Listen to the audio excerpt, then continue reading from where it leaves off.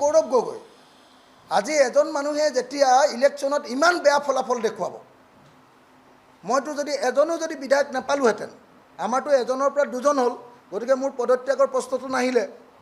কিন্তু যদি মোৰ থকাতকৈ যদি কম হ'লহেঁতেন বা এটাও যদি মই বিধায়ক পদ নাপালোহেঁতেন তেতিয়াহ'লে কিন্তু মোৰ প্ৰথম কাম হ'লহেঁতেন সভাপতি হিচাপে মই ৰাইজৰ দলৰ পৰা পদত্যাগ কৰাটোৱে মোৰ প্ৰথম কাম হ'লহেঁতেন কিন্তু দুৰ্ভাগ্যৰ কথা গৌৰৱ গগৈ বডি লেংগুৱেজ এতিয়াও চেঞ্জ হোৱা নাই হাজাৰ হাজাৰ লাখ লাখ কংগ্ৰেছ কৰ্মীয়ে বিচাৰি আছে যে বিজেপিক আমি হটাওঁ কিন্তু লাখ লাখ কংগ্ৰেছ কৰ্মীৰ প্ৰতি শ্ৰদ্ধা জনাই গৌৰৱ গগৈয়ে কংগ্ৰেছৰ প্ৰকৃত যোদ্ধাসকল কংগ্ৰেছৰ প্ৰকৃত কৰ্মীসকল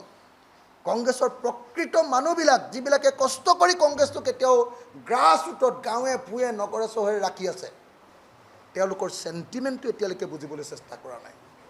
তেওঁলোকে তেওঁলোকৰ স্বভাৱ তেওঁলোকৰ বডি লেংগুৱেজ তেওঁলোকৰ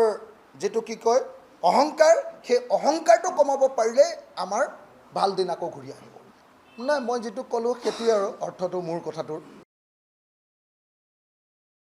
প্ৰদেশ কংগ্ৰেছৰ সভাপতি যদি যাই দোকানীৰ লগত কথা পাতে হাতে কথা পাতে মাছালাৰ লগত হাত মিলাই কেনেকৈ ৰজাৰ মতো চলি আছে কিয় কৈছে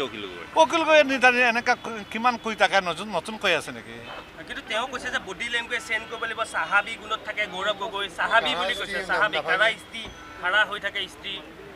খাৰা ইস্তিটো আমিও মাৰি আহিছোঁ আমি চাহাব নেকি গৌৰৱ গগৈ সাহাবী বুলি গৌৰৱ গগৈ আমি কৈ আছোঁ অখিল গগৈ আপুনি খাৰা ইস্তৰি মাৰক হাৱাই চপ্পল চাৰক আমি কৈ আছোঁ